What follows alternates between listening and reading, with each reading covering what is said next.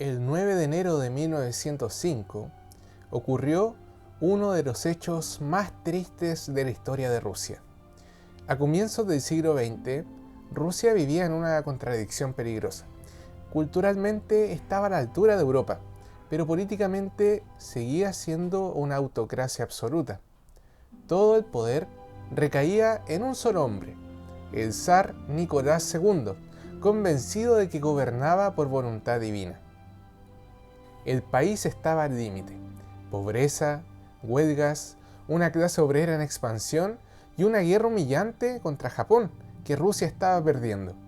Pero aún persistía una ingenua creencia, la idea del zar bueno, engañado por funcionarios corruptos, pero esencialmente justo. El 9 de enero de 1905, esa ilusión murió para siempre. Ese día, miles de obreros desarmados marcharon hacia el Palacio de Invierno, en San Petersburgo. Iban con sus familias, con íconos religiosos y retratos del zar, con el objetivo de entregar una petición escrita en la cual pedían jornadas laborales humanas, salarios dignos y algún tipo de voz política. Nunca llegaron a entregar esa petición. Las tropas imperiales abrieron fuego contra la multitud. La procesión pacífica terminó en una masacre, en la cual murieron cientos de trabajadores desarmados. Ese día quedó escrito como el Domingo Sangriento.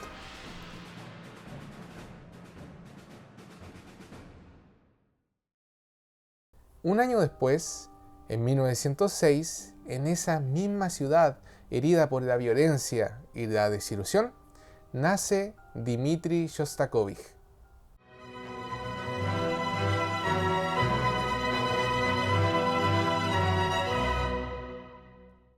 Shostakovich no nació en un vacío intelectual.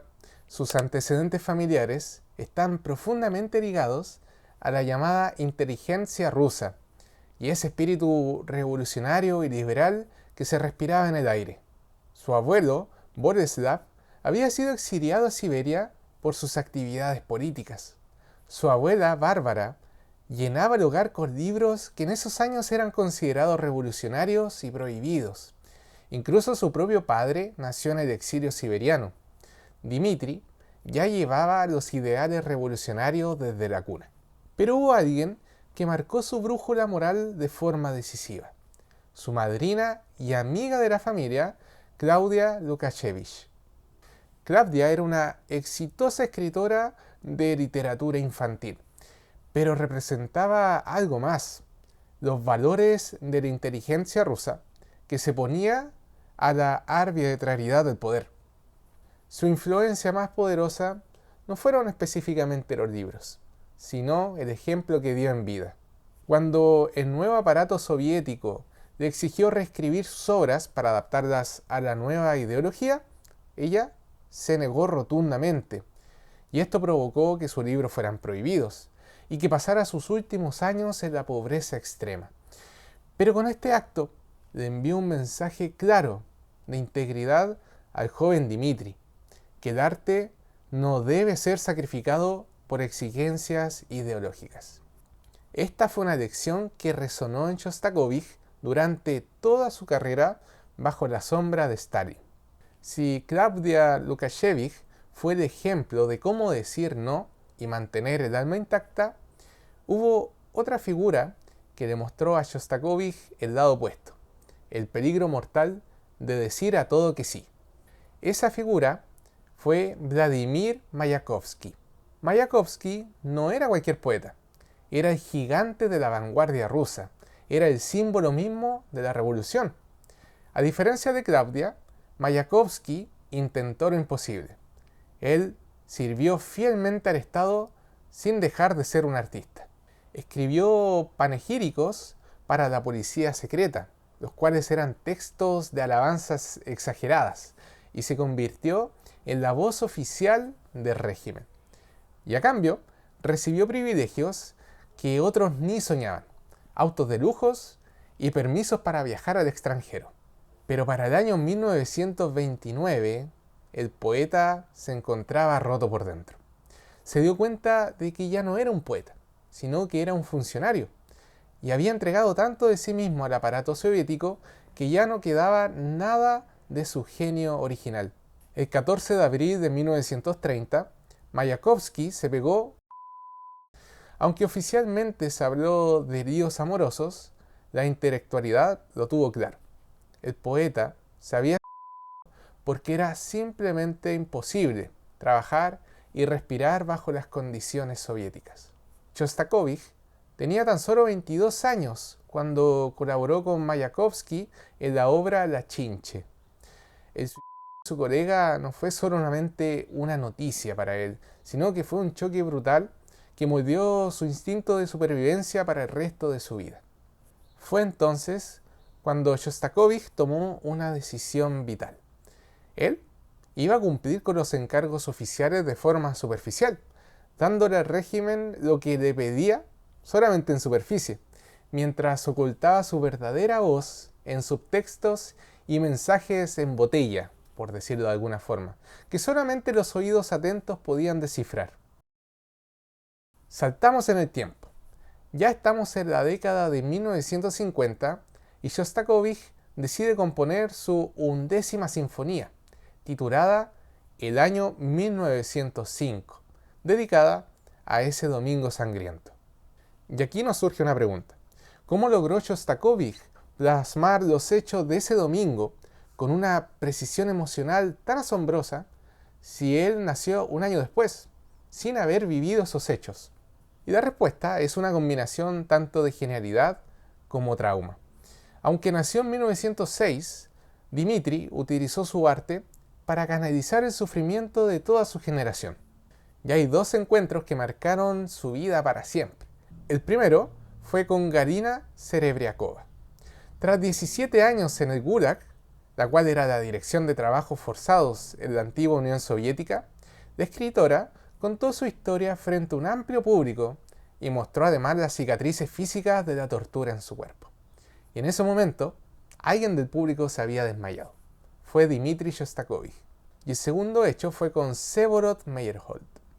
Su mentor y amigo fue arrestado y torturado brutalmente con mangueras de goma antes de ser ejecutado. Años después, cuando Shostakovich escuchó los detalles del informe fiscal sobre los gritos de Meyerhold en su celda, volvió a perder el conocimiento. Aquí entendemos que él poseía una empatía casi sobrenatural. Además, heredó la memoria de su ciudad, Petersburgo, ya que por las calles y plazas que recorría a diario fueron el escenario real de esta masacre. Ese acontecimiento quedó impregnado en la sociedad. Con todo ese peso bajo sus hombros, en 1957, Shostakovich estrenó la Sinfonía número 11, 1905. Para entender la Sinfonía 11, necesitamos también conocer qué escuchaba Shostakovich desde su nacimiento en San Petersburgo. Aquí nos vamos a dar cuenta que convirtió la orquesta en una especie de documental sonoro de las canciones del pueblo. El primero, la Plaza del Palacio. Este movimiento representa el silencio antes de la tormenta. Nos ubicamos en San Petersburgo. Es la madrugada del 9 de enero, el mes más crudo del invierno. Hay temperaturas bajo cero y las calles se tapan con nieve. La orquesta crea una atmósfera de quietud absoluta, pero es una quietud cargada de miedo y tensión.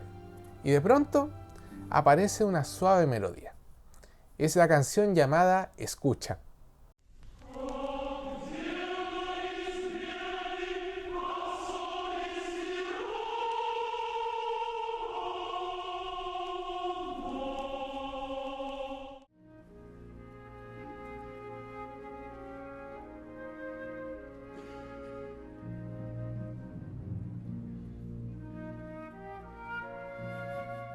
El segundo movimiento, el 9 de enero, el día de la masacre. Ya sale el sol y la multitud comienza a marchar. Shostakovich aquí introduce un himno mucho más dramático. Descubrid vuestras cabezas.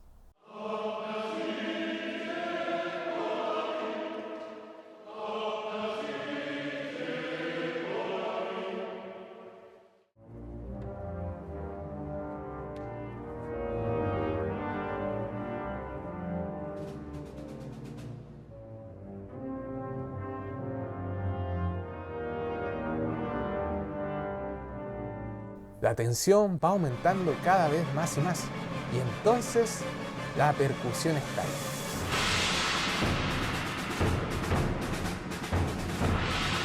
Shostakovich utiliza el montaje cinematográfico para lanzarnos al centro de la matanza. Escuchamos el caos, los gritos y la desesperación de la multitud desarmada siendo acribillada. Cuando el humo se disipa, volvemos al silencio del primer movimiento. La plaza vuelve a estar helada y muda, pero la nieve ahora se encuentra manchada de sangre.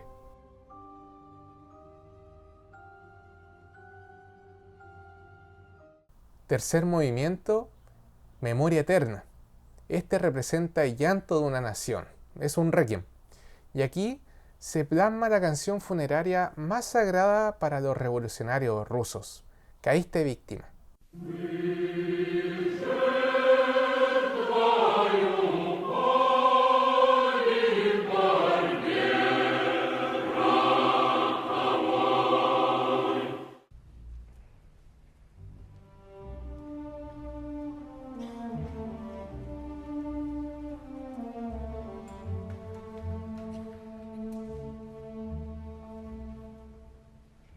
La música ahora se convierte en un sollozo colectivo.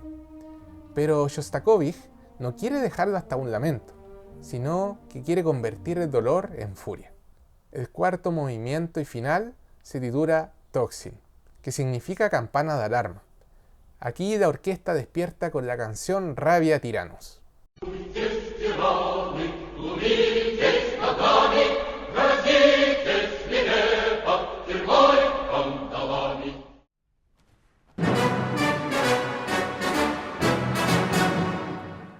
En medio de la lucha, Shostakovich inserta la Varsoviana, un himno revolucionario polaco.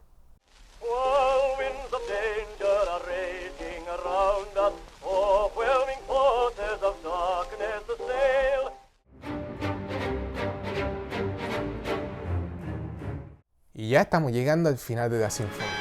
La orquesta alcanza un estado de revuelta total. Las campanas golpean con una insistencia aterradora. Y en estos últimos segundos, Shostakovich nos deja un mensaje cifrado. Repite obsesivamente el último verso de Rabia Tiranos.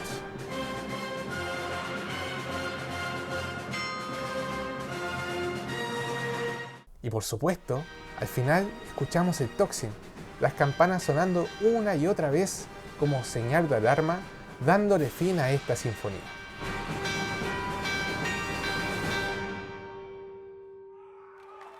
Algunos oyentes en Leningrado notaron inmediatamente la conexión con lo que había pasado un año antes, en 1956, cuando el ejército soviético invadió Budapest, comenzando la represión.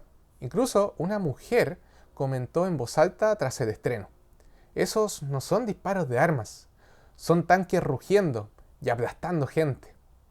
Cuando le contaron esto a Shostakovich, se mostró complacido y dijo: eso significa que ella escuchó y sin embargo los músicos no. Incluso su hijo estaba asustado y le dijo: papá, pero si ellos te detienen por esto. En definitiva, la Sinfonía número 11 es un palimpsesto. Fue una obra escrita sobre otra. Así que bajo la superficie de un evento histórico aceptado por el Estado, Shostakovich logró ocultar los sentimientos de un pueblo arrasado por las acciones del Estado de ese momento. Fue su estrategia de supervivencia. Al igual que su madrina Klavdia, Dmitri entendió que la integridad tiene un precio, pero que el arte no puede ser simplemente sacrificado. Influenciado también por el trágico final de Mayakovsky, Shostakovich aprendió a ser un pretendiente, un actor que enviaba mensajes en una botella a través de su música. Soy Esteban Alarcón y esto fue Detrás del Pentagrama. Si te gustó, dale like, no te olvides de suscribirte si aún no lo haces y nos vemos en el próximo capítulo.